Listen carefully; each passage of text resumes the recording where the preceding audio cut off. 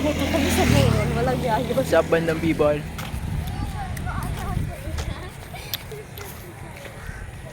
Kaway-kaway guys.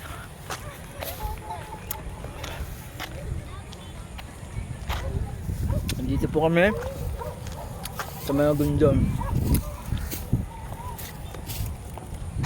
Galing po kami sa Blacklisted Resort.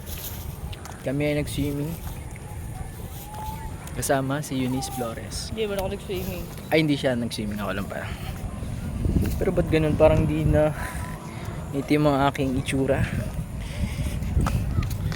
No? Parang ako daw iitim. Talaga na, malinis, maayos. Oh, may tama raw. Tama raw. Tama raw. Ano yung tama raw? Ito wala sa bag. Nasaan yan? Sinuwag ako bigla, no? Ayan po.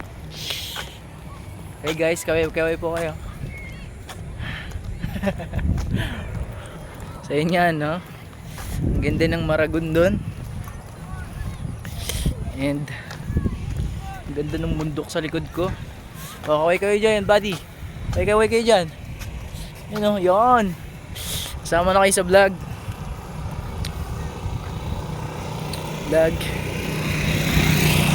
Nandito po ang ating tour guide. Ano pong pangalan nyo? Magpakilala po kayo. Pakilala po kayo. No comment. No comment daw po siya. Kasi tinatanaw niya ang magandang tanawin dito sa Maragondon. At mukhang nag-enjoy po siya. Kasi ano, tulad niya, no?